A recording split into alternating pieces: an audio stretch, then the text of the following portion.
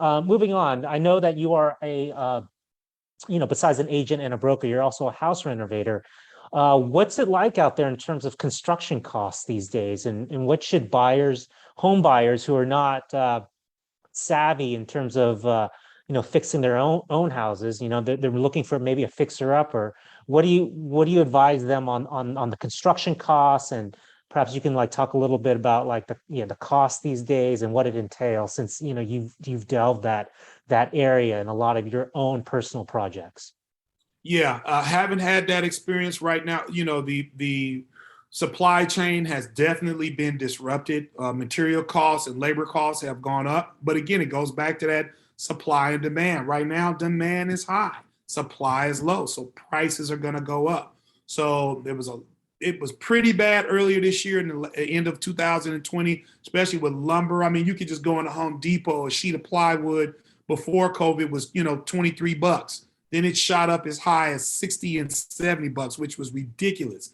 But that has started to come back down. So I was recently in Home Depot last week. The prices have settled down a lot. So lumber has cooled off. There's some materials that are still a little higher. Windows right now. I was speaking to a contractor the other day. He said windows are, to order new windows, they're like 2 months out. So, I mean, that used to be 2 weeks out. Now we're up to we're down to 2 months. So hopefully within the next 6 months to a year, we can get that back in line. So that is definitely something to keep in mind. Electricians, plumbers, contractors, they're all swamped right now. Everyone you call they're working 2 and 3 jobs at a time.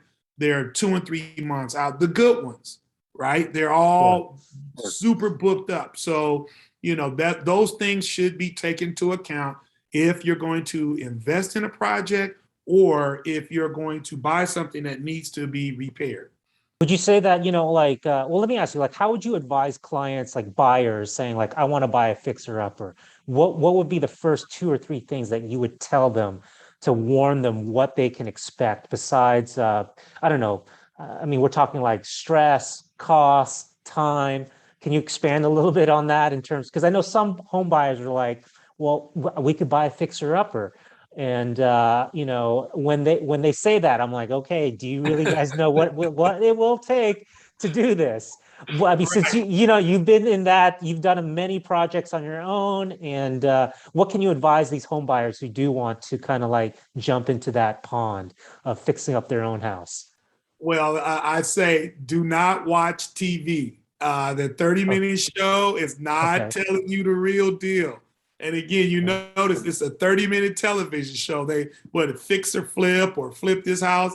Hey, it whatever problems they have, they seem to be solved in 2 minutes on the show. And you and I both know that is not how it goes. So I'd say if you're not one to handle a roller coaster ride, don't do it. You pay to buy the easy road. But if you think you got a little skill and you're willing to save a little money and put in some sweat equity, whether you do it yourself or hire, there's still sweat equity dealing with a contractor, right? So if you're willing to do that and know that there may be some little wavy waves, then go ahead and go for it.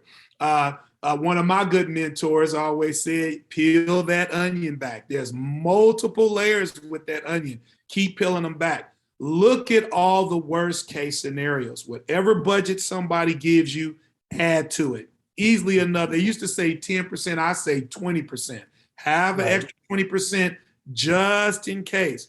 Deal with the worst case scenario. And if you can deal with the worst case scenario, you can always scale back. If you have a contingency plan for the worst, you can deal with what comes less than that. But if you never focus on that and it comes up, then you're scratching your head and like you sleepless nights and those one of those dips on a roller coaster, then you're all discombobulated, then it interferes with the entire project. The whole goal is to get this project done, right? So no Right. matter what the obstacles are, you got to get it done. So, have your financing together. There's Mhm. good products like the FHA 203K loan that a lot of people don't know about, which is a fixer loan program.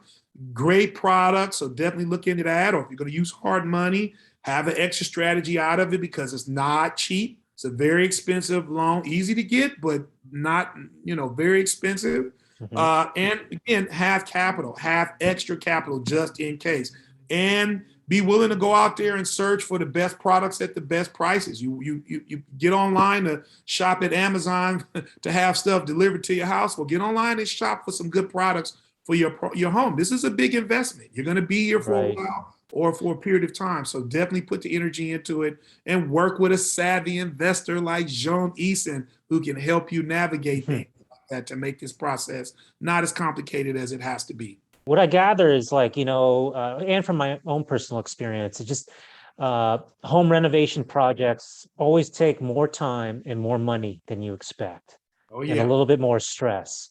Oh yeah. And due to today's supply chains and contractors being busy all the time, you're going to be juggling like a lot of these things, but it can be done, right? Oh yeah. Definitely Okay. solvable. Again, it's just a process. Step 1 through 100. You just Mhm. have to, no one knows which step is going to be a little difficult, but they're solvable. There's always professionals and consultants and experts out there who are willing to help. There's some good people. Like again, I met you. We just met and you shared a lot with me. And obviously, Mhm. there's a lot of people out there like yourself and myself. So you passed the torch to me. So in my business, I try to do the same. Yeah. So just to wrap that kind of like section up, it's just uh, it's going to cost more money, more time, and have exit strategies. So variables. Think through this process if you're doing your own home renovation project. Sounds good, Jean. And for those out there who might be interested in Jean's services, I also have his contact information down below in the description. So thank you very much, Jean, for your for this interview. I really appreciate it.